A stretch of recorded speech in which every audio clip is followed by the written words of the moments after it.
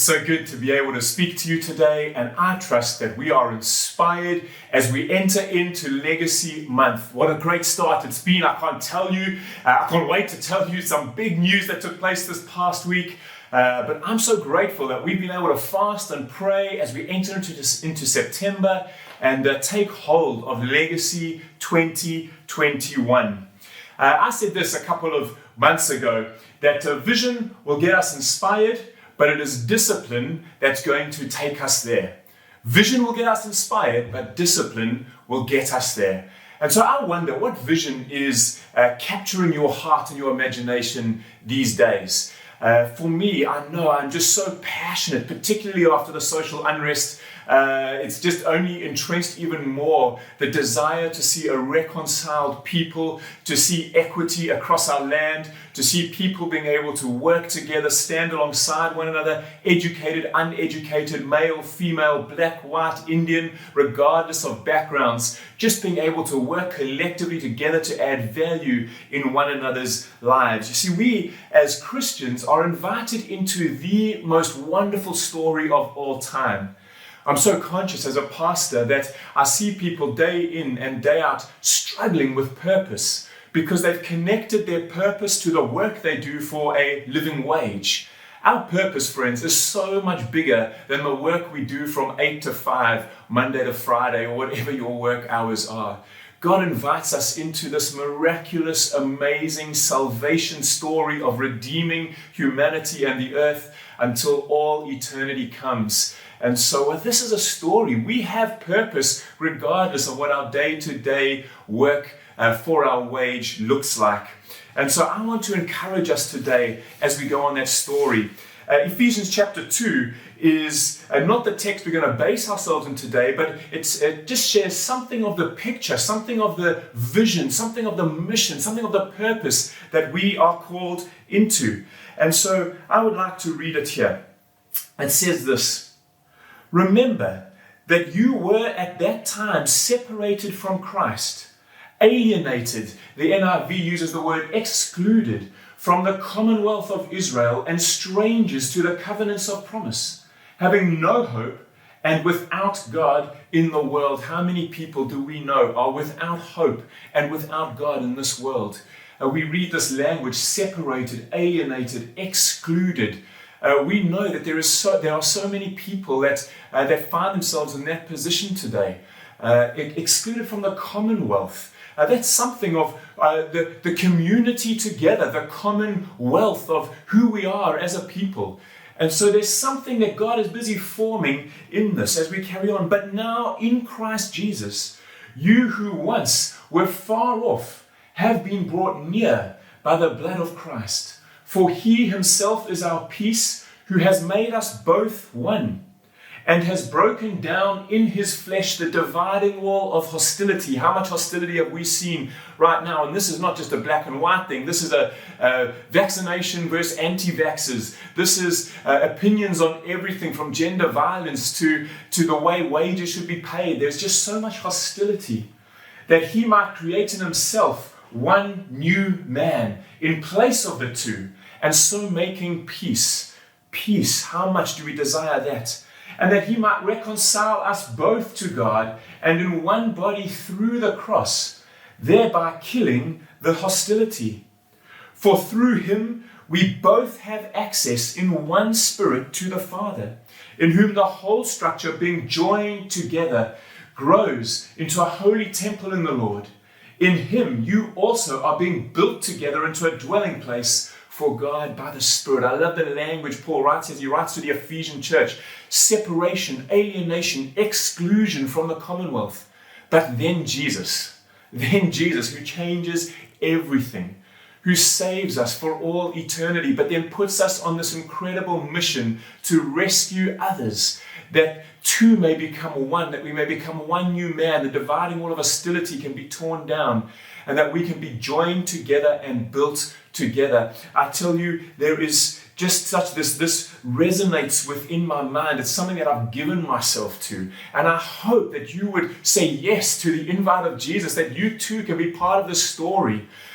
be part of reconciling man to God and reconciling man to man. That where there was once separation and exclusion, that we would be able to work together, to being joined together and built together. So not just becoming one new man, but then being productive in our common wealth. My goal for today, friends, would be this, that we would know how to make practical decisions today to get us to our future.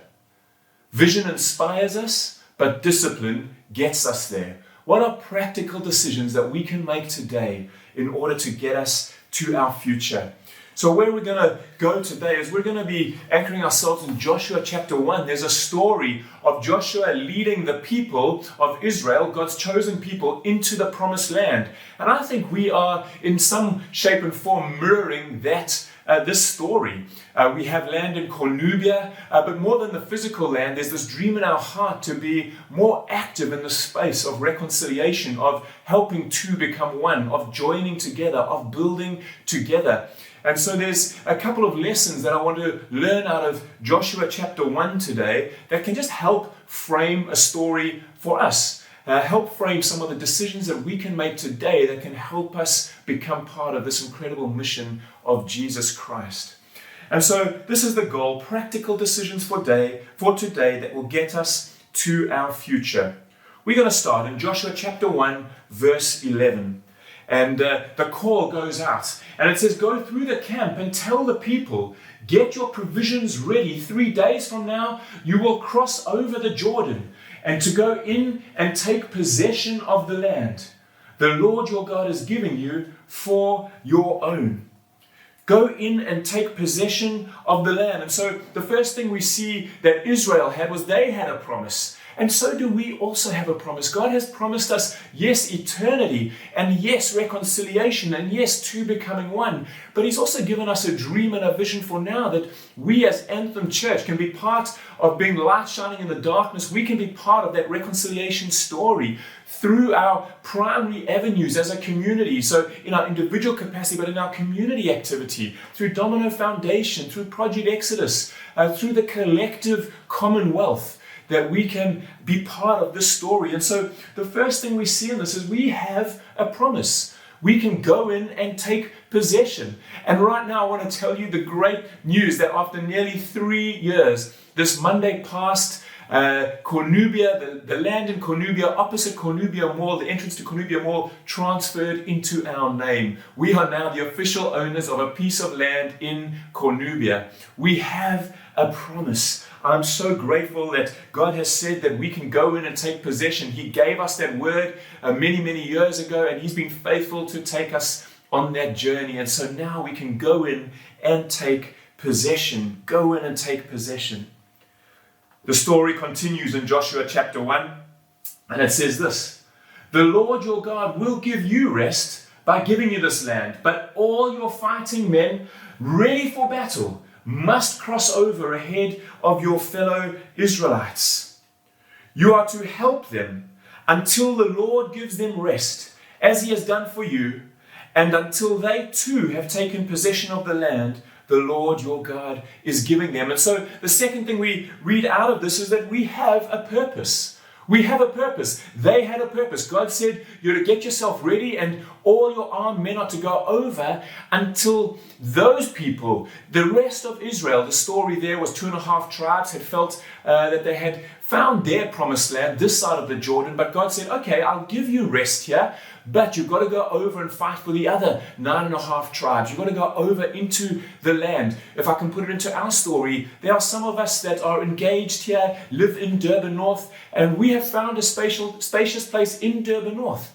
And what God is saying is, we will always have a footprint here in Durban North. We may in the future worship here in Durban North, but in this season, we have a promise to go in and take possession, and we have a purpose to go and fight for our brothers, to go and fight for all of those that don't have access. As we read in Ephesians 2, we now have access by the Spirit to our Father, and the two becoming one into the commonwealth.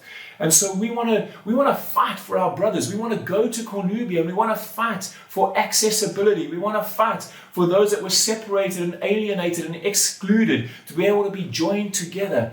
We have purpose, friends. And as we go, yes, maybe in a few years' time we settle back here in Durban North. That's okay, where we have found peace. But let us not believe the lie that we do not have to fight for our brother's inheritance. Let us not fall back into complacency that just because we have peace, we say, well, we have arrived.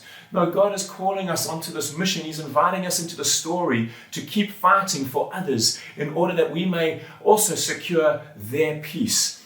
And so we have a purpose. We want to help until our brothers have rest. We want to help until our brothers have rest.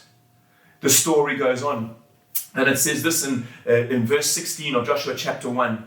Then they answered Joshua, whatever you have commanded us, we will do, and wherever you send us, we will go. We need to respond. There's the promise of God to go in and take possession. There's the purpose of God to help until our brothers also find rest and peace. And so we need to respond. And I wonder if we could take our cue off of the people of Israel in Joshua chapter 1, where they say, we will do it. We will do and we will go. Whatever you have commanded, we will do and we will go. Friends, I believe the Spirit of God is inviting us as anthem, maybe even stronger than inviting us, as commanding us and saying, will you go? Will you do what is required to fight for your brother's peace? Will you do this? And so we need to respond. What has been commanded to what has been commanded? We will do and we will go. We will do and we will go. And so we have a promise, we have purpose, and we need to respond. And so with that as a framework, now we're going to just look at how do we prepare for that? How do we prepare for that?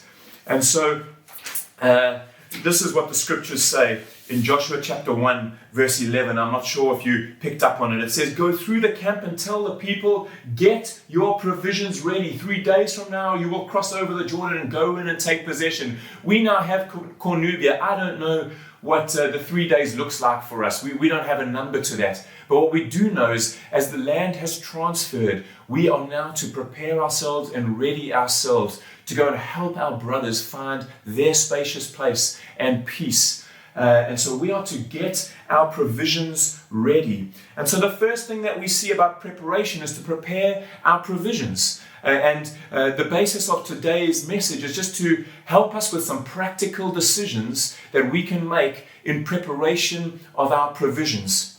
But the scripture goes on in Joshua 1:13 and 14, and it says this, the Lord your God will give you rest by giving this land, but all your fighting men ready for battle must cross over ahead of your fellow Israelites. And so the second part of preparation is preparing ourselves. And so what we're going to do in the coming weeks is we're going to understand what preparing ourselves looks like.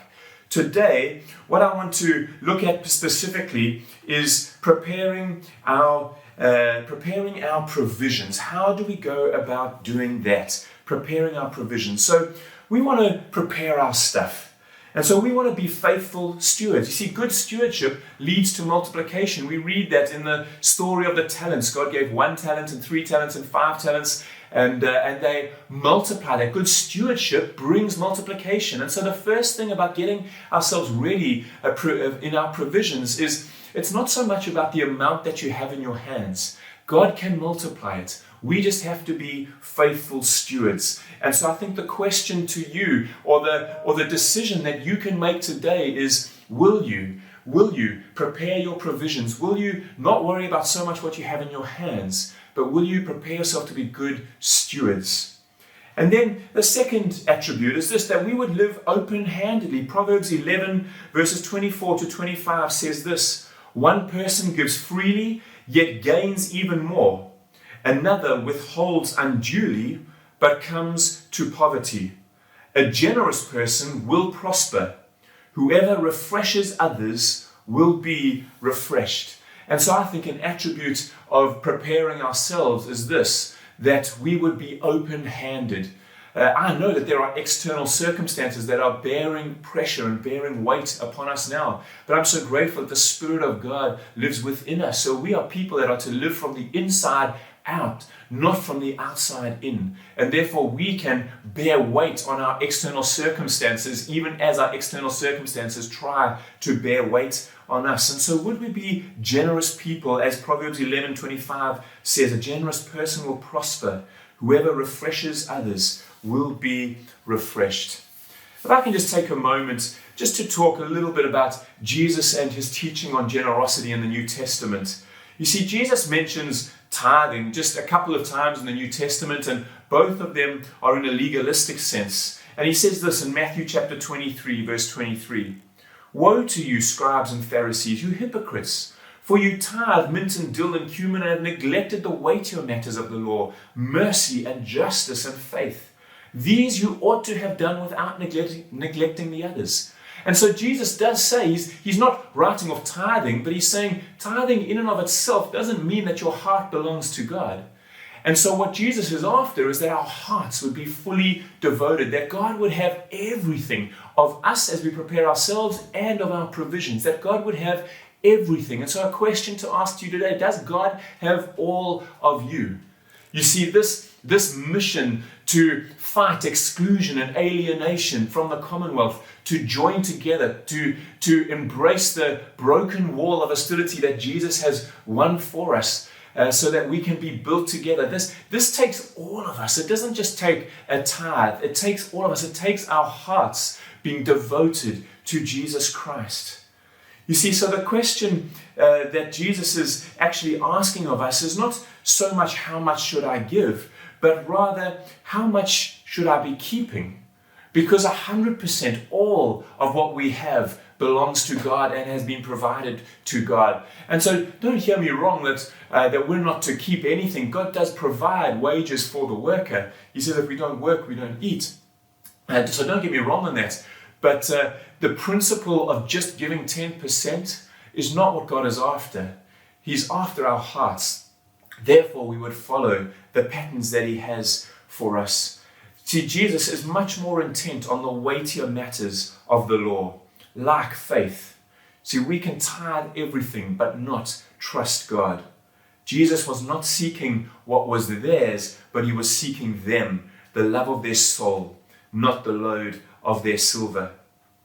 You see, Paul even goes on and he teaches this to the Corinthian church. He says a couple of things. In 1 Corinthians 16 verse 2, he says, on the first day of the week, each of you is to put something aside and store it up, as he may prosper. He goes on in 2 Corinthians 8 verse 3, they gave according to their means and beyond their means of their own accord. In 2 Corinthians 9 verse 7, he says, each one must do as he is made up in his mind, not reluctantly or under compulsion, for God loves a cheerful giver. And finally, in 2 Corinthians 9 verse 8, he says, God is able to provide you with every blessing in abundance, so that you may always have enough of everything and may provide in abundance for every good work. So even Paul, he builds on what Jesus taught, and he says the tithe, that shouldn't be the big deal. That should be the easy part of our generosity. That should be the easy part of readying our provisions. That should be the base part. But because God has all of us, because Jesus has all of us, because we're sold out for the mission, our purpose is to help our brothers to find their rest and peace, so that two may become one, that we may be joined together and built together. It's easy to give the 10%. We see here that we would always have enough of everything, so that we may provide an abundance for every good work. See, by and large, the Old Testament people of God were not a missionary people, but the New Testament church is fundamentally a missionary church, a missionary people. At the very core of who we are, we have purpose, not only tied to the work we do to earn a wage, as I've said, but to be part of this incredible redeeming salvation story. And so I would say this, that it's irrational to think that giving 10% of the money that we have in our hands to the church would settle the issue of good stewardship. That would be irrational. One of our culture statements is that we believe in irrational generosity. And so it'd be irrational to think that 10% cuts it for good stewardship. We believe in irrational generosity. We are to get before God. We're to say, Jesus, this month, this is what's come in. We're so grateful for provision. What do I get to keep? What do I get to spend on my family? And what do I get to sow into the mission of Jesus Christ? You see, the issue of stewardship is not just, shall I tithe? But rather it's how much of God's trust fund do I use for myself? If I can just take this moment to read a couple of scriptures from the New Testament to us that just help to maybe renew our minds, to shape our thinking. And so to commend tithing as the ideal simply does not capture the fullness of New Testament view of discipleship. We read this in Luke chapter 3, verse 11. He who has 2 coats, let him share with one who has none. And he who has food, let him do likewise. That's 50%. If you've got 2 coats, give one away. That's 50%, not 10%. Luke chapter 19, verse 8 says, Zacchaeus stood and said, Behold, Lord, half of my goods I give to the poor. Again, 50%. Matthew 19, 21, Jesus said to the rich young man, if you would be perfect, go and sell what you possess and give to the poor, and you will have treasure in heaven, and come follow me. So Jesus says to the rich young man, that's 100%. He's wanting all of you. Luke chapter 14, 33 says, so therefore, whoever of you does not renounce all that he has cannot be my disciple. Again, it's 100%. A man said to him, I will follow you wherever you go. And Jesus said to him, foxes have holes and birds of the air have nests, but the Son of Man has nowhere to lay his head. Again, referencing that the focus of the mission of God doesn't require us to build up financial security, but rather to lay it all down at Jesus' feet. Acts chapter 2, 44, all who believed were together and had all things in common. And they sold their possessions and goods and distributed them to all as they had need. That speaks of fighting for our brothers in Cornubia, fighting for those that still are to come into the gospel, fighting for access, fighting for the commonwealth, so that exclusion and alienation may not be the story. That's what this speaks to me. How much of the commonwealth will we allow others to have access to? Acts chapter 4, verse 34.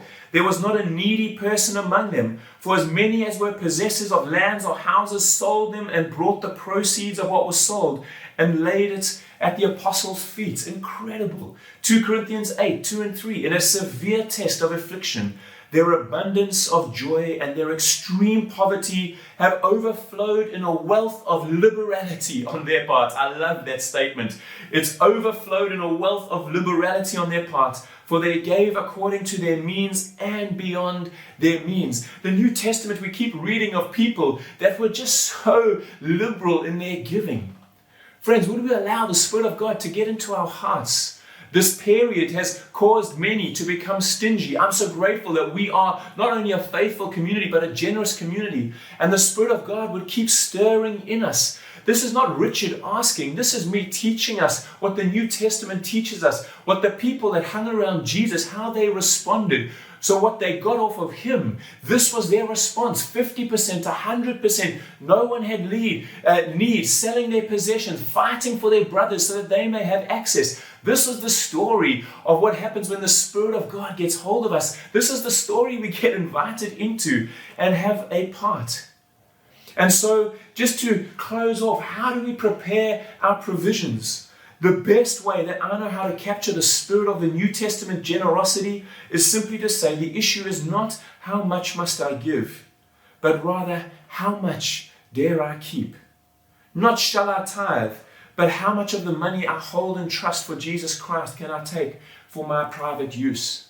And so I would ask this of us. Would you prepare your provisions this month? As we enter into Legacy September, as the land has been secured by many of your faithful generosity, and now as we prepare to go in, we don't know what the 3 days looks like, but there is this rallying cry. Would you prepare yourself, prepare your provisions, put your armor on so that we can go over to fight for the peace of our brothers? Our desire is that there would be none that would perish, the same as Jesus' desire, that there would be none that are excluded, none that are alienated. There would be no hostility. Jesus has won that for us in the spiritual, and therefore as we take hold of his mission, we can win it in the physical. We are part of this amazing, amazing story.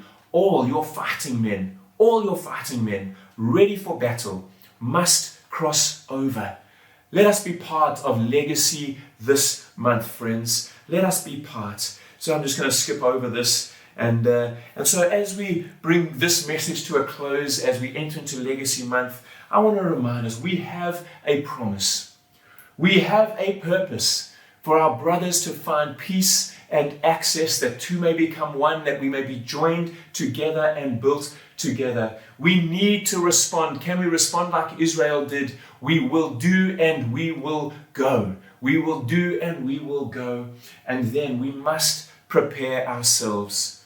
You see, friends, vision will get us inspired. Discipline will take us there.